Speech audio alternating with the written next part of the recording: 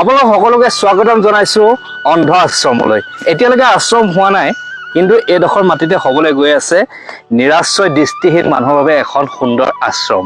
এই জেগাটোত আজি অহা কাৰণ এটা আছে, কাৰণ মোৰ হাতত দেখিছে এখন ডাঙৰ বেনাৰ আছে। আজি বেনাৰখন আপোনালোকৰ লগত আনবক্সিং কৰিম, যিখন বেনাৰ লৈ আমি সমগ্ৰ অসম ঘূৰিম।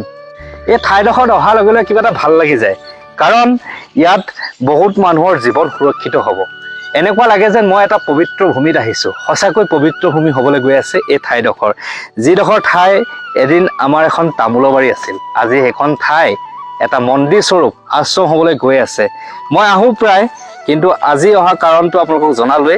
এইখন এতিয়া খুলি দেখাম যে আমি আশ্ৰমৰ বাবে কামটো লাহে লাহে আগুৱাই গৈ আছোঁ। এতিয়া খুলিব লৈছোঁ এই বেনাৰখন। বহুত ডাঙৰ বেনাৰ, আপোনাৰ বহল আছে 10 ফুট, দীঘল আছে 10 ফুট, বহল আছে 5 ফুট। এতিয়া মোৰ লগত বেনাৰখন খুলি দিয়াত সহযোগ কৰিব ৰাহুলে। এতিয়া আপোনালোকৰ আগত এই শুভক্ষণটো আপোনালোক সাক্ষী হ'ব যে দেখিব বেনাৰখনত কি আছে, কি লিখি লৈছোঁ আমি, সকলোবিলাক আপোনালোকে দেখিবলৈ গৈ আছে। বহুত এটা আশা আছিলে বেনাৰখন আপোনালোকৰ আগত মুকলি কৰিম বুলি।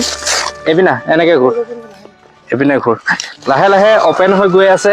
আপোনালোকে দেখিবলৈ পাব কি লিখা আছে ধুনীয়াকৈ। এখন ডাঙৰ বেনাৰ, ইয়াত লিখা আছে, প্ৰথমতে লিখা আছে জয় আই অসম। তাৰপিছত লিখা আছে এখন অন্ধ আশ্ৰম নিৰ্মাণৰ বাবে অনুদান বিচাৰি আমাৰ এই সংগীতৰ যাত্ৰা। অসমৰ নিৰাশ্ৰয় দৃষ্টিহীন মানুহৰ জীৱন সুৰক্ষা কৰিবলৈ মিষ্টাৰ বিটুৰ এক অন্যতম প্ৰয়াস। আৰু লগতে ইয়াত দিয়া আছে আশ্ৰমৰ স্থান মহুৰামুখ বুলি কয়, মহুৰামুখ কমাৰগাঁও, গোলাঘাট, অসম। আৰু ভূমিদাতা মোৰ শ্ৰদ্ধাৰ দেউতা শ্ৰীযুত চন্দ্ৰকান্ত ডেকা, মানে মোৰ দেউতাৰ নাম হ'ল চন্দ্ৰকান্ত ডেকা। এখন ডাঙৰ ফ্লেক্স, যিখন ফ্লেক্স লৈ আমি সমগ্ৰ অসম ভূমিম আৰু সংগীতেৰে মানুহৰ অন্তৰ জয় কৰি এইখন আশ্ৰমৰ বাবে অনুদান আমি সংগ্ৰহ কৰিম। আপোনালোকক দেখালোঁ, ধুনীয়াকৈ ডিজাইন কৰিছে ভালকৈ। এয়া সংগীতৰ যি আপোনাৰ চিম্বল দি দিছে, এইপিনে এটা মাইক দিছে ধুনীয়াকৈ।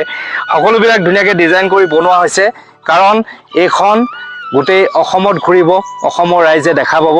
আৰু আজি ভিডিঅ'টোৰ দ্বাৰা আপোনালোকক দেখুৱালোঁ এইখন বেনাৰ আপোনালোকে য'তেই দেখিব আমাৰ ওচৰলৈ যাতে প্ৰত্যেকজন দয়াৱান ব্যক্তি দৌৰি আহে, আমাৰ লগত সহযোগ কৰিব, সংগীতৰ যাত্ৰাত সহযোগ কৰি এই নিৰাশ্ৰয় দৃষ্টিহীন মানুহসকলৰ জীৱনটো যাতে আমি দৃষ্টি থকাসকলে সুৰক্ষিত কৰিব পাৰোঁ, তাৰেই মোৰ এক ব্যতিক্ৰমী প্ৰয়াস।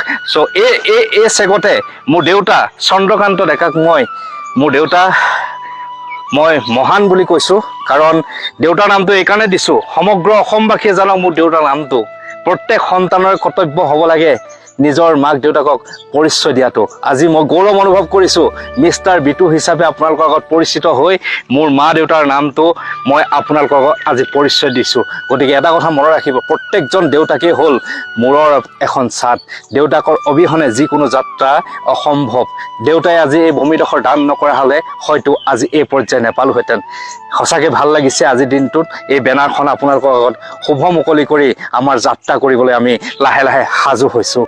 এতিয়া আমি জাপি থৈছোঁ বেনাৰখন ধুনীয়াকৈ জাপ। এইখন বেনাৰ আমাৰ মানে গৌৰৱ বুলি কৈছোঁ, কাৰণ এইখন বেনাৰে গোটেই অসম ভ্ৰমিব, গোটেই অসমবাসীয়ে দেখা পাব। ধুনীয়াকৈ এতিয়া জাপি থৈছোঁ, মুকলি হ'ব। সংগীতৰ অনুষ্ঠানত য'ত য'ত সংগীতৰ অনুষ্ঠান কৰিম তালৈ আমি লৈ যাম, আৰু এইখনে আমাৰ পৰিচয় হ'ব এই আশ্ৰমৰ। গতিকে আপোনালোকক আজি এই শুভক্ষণৰ সাক্ষী কৰাই মিষ্টাৰ বিটুৱে পোনপটীয়াকৈ আপোনালোকক ক'লোঁ যে আমি যুদ্ধৰ বাবে সাজু হৈ গ'লোঁ। আপোনালোকে চাগে ভাবিছে আশ্ৰমৰ কামনো কি কৰি আছোঁ। লাহে লাহে সকলো কৰি থকা গৈছে, কাৰণ এতিয়া বৰ প্ৰতিকূল বতৰ চলি আছে। কেতিয়াবা বৰষুণ, কেতিয়াবা ৰ'দ, প্ৰায় বৰষুণে দি আছে। এইবিলাক দেখিছে যিবিলাক আমাৰ গছ চছ ভাগিছিলোঁ, সেইবিলাক সকলো গছ এনেদৰে মানে এক জেগাত ৰখা হৈছে। সেই গছখিনি আমি কাৰোবাক বিকিম, মানে গছ নহয়, তামোল বেছি আছে, গোটেই তামোলৰ গছ এনেকৈ থৈ দিয়া আছে, ধুনীয়াকৈ জাপি পেলাই থৈ দিয়া আছে। এইখিনি খৰি হ'ব, আশ্ৰমত খৰি লাগিব যিহেতু, খৰিৰ বাবে থৈ দিয়া আছে। আৰু এইপিনে আপোনাৰ দেখিছে জেওৰা দিয়া হৈ গ'ল, ধুনীয়াকৈ বাউণ্ডেৰীটো মাৰি দিয়া হৈ গ'ল। আৰু ইপিনে এইডোখৰ আমাৰ বেলেগ এটা প্লট, যিডোখৰ এইডোখৰ মানে 50% ইপিনে আমাৰ ৰাখি দিয়া হৈ গ'ল। তাত আমি বেলেগ প্ৰজেক্ট ল'ম, কৈছিলোঁ তাত আমি স্কুল কৰিম, তাত চাইল্ড গাৰ্ডেন কৰিম। এইবিলাক প্ৰজেক্ট লাহে লাহে হৈ থাকিব। এতিয়া আশ্ৰমৰ কামৰ বাবে আমি এইখিনি কাম কৰি আছোঁ, আপোনালোকক দেখুৱাই দিলোঁ। এইবিলাক চাফ চিকুণ চলি আছে, ছাইডটো আৰ্ট ফিলিং হ'ব। আৰ্ট ফিলিং অলপ কৰিছিলোঁ, কিন্তু বতৰ বেয়াৰ কাৰণে ইয়াত দেখিছে মাটি উঠাই থৈ আছিলে, কিন্তু এতিয়া বতৰ বেয়াৰ কাৰণে মাটি খান্দিব পৰা নাই। বতৰ ভাল হোৱাৰ লগে লগে এইবিলাক সকলো পুৰা হৈ যাব মাটিৰে, তাৰপৰা লাহে লাহে আমি ঘৰ বনাবলৈ চেষ্টা কৰিম। ৰাহুল, কেনেকুৱা লাগিছে ক জেগাডোখৰত আহি? ভাল লাগিছে। কিবা আশ্ৰমত অহা ফিল এটা হৈছে নাই? হৈছে ন? যেতিয়া ইয়াত আৰু গছ হৈ যাব, গছ এটা কথা কৈ থওঁ, মই এইডোখৰতে কৈ থওঁ, বহুতে কৈ আছিলে যে আপুনি মানুহৰ বাবে কিয় গছ কাটি দিলে। গছ আকৌ ৰুম, আকৌ ইয়াত গছ হ'ব। চাৰিওদিশে দেখিছে গছ আছেই, বহুত গছ আছে, হাবি জংঘল বহুত আছে, কিন্তু ইয়াত আমি যিমান কাটিলোঁ তাতকৈ বেছি গছ ৰুম, ধুনীয়া ধুনীয়া গছ ৰুম, এইটো একদম সেউজীয়া কৰি ৰাখিম। ইয়াত আহিলে যাতে আশ্ৰমৰ নিচিনা অহা ফিল হৈছে নাই? হা? আৰু কেইদিনমান পিছত আৰু ভাল হ'ব, আৰু ভাল হ'ব, হয় নাই? এনেকুৱা এটা ফিল হৈছে যেন আমি এটা পবিত্ৰ জেগাত আহিছো, হয় নাই? পবিত্ৰ মানে মহান পবিত্ৰ আছে এখন জেগা, মন্দিৰৰ নিচিনা, মন্দিৰৰ নিচিনা লাগিছে, হয় নাই? এই ফিলটো অসমৰ প্ৰত্যেকজন মানুহে কৰিব লাগিব, যে এইডোখৰ জেগাত আহিলে পবিত্ৰ ভূমিত নহয়, এটা মন্দিৰ বা নামঘৰ বা মছজিদত অহা যেন যিটো আমাৰ ধাৰ্মিক অনুষ্ঠানত অহা ফিলটো যাতে সকলোৱে কৰিব লাগিব, সেইবাবে প্ৰয়াস কৰি আছে আপোনালোকৰ মিষ্টাৰ বিটুৱে। এতিয়া এটা ডাঙৰ সমস্যা আছে, এইডোখৰতে এটা ডাঙৰ, এইটো খাল বুলি কয় আমাৰ পিনে, পুখুৰী টাইপৰ খাল এটা হৈ আছে। ইয়াতে চাগে কিমান গাড়ী মাটি খাব তাৰ কোনো হিচাপ নাই, মানে ইয়াত নাই কমেও 100 গাড়ী মাটি ইয়াতে খাই যাব। মানে এই খালটো ফিল আপ কৰিব লাগিব, যিহেতু আমাৰ আশ্ৰমখন 4 ৰাউণ্ডটো এনেকৈ বনাম, এনেকৈ পেলাই বনাম, মাজৰটো এনেকৈ, মাজৰটো খালী থাকিব, সেইকাৰণে খালটো পূৰা কৰিবই লাগিব। ইয়াত বহুত মাটি খাব, প্ৰায় 100-150 গাড়ীমান মাটি এই খালটো পুতোতে গুচি যাব। এটা বহুত বিগ বাজেটৰ কাম হ'বলৈ গৈ আছে। যিমান বিগ বাজেট হওক, যিমানে ডাঙৰ বাজেট নহওক কিয়, এই যুদ্ধখন জয়ী হৈ ইয়াত আশ্ৰম এখন হ'বই লাগিব, আৰু প্ৰত্যেকজন নিৰাশ্ৰয় দৃষ্টিহীন মানুহৰ জীৱন ইয়াত সুৰক্ষা হ'বই লাগিব। গতিকে আহিলোঁ, এই বেনাৰখনৰ শুভোদ্বোধন কৰিলোঁ সমগ্ৰ অসমবাসীৰ আগত, আৰু অতি সোনকালে আমি ওলাই যাম ইয়াৰ পৰা। এই বেনাৰখন লৈ সংগীতৰ যাত্ৰা আৰম্ভ কৰিমেই। 10 তাৰিখৰ পিছত হয়তো আমাৰ সংগীতৰ যাত্ৰা আৰম্ভ হৈ যাব, আৰু ক'ত কৰিম ক'ত নকৰিম আপোনালোকক জনাম।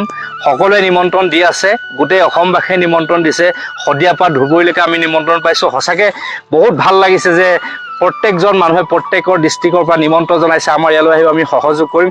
এইটো কনফিডেন্সে লাগে, এইটো সাহসে মোক লাগে।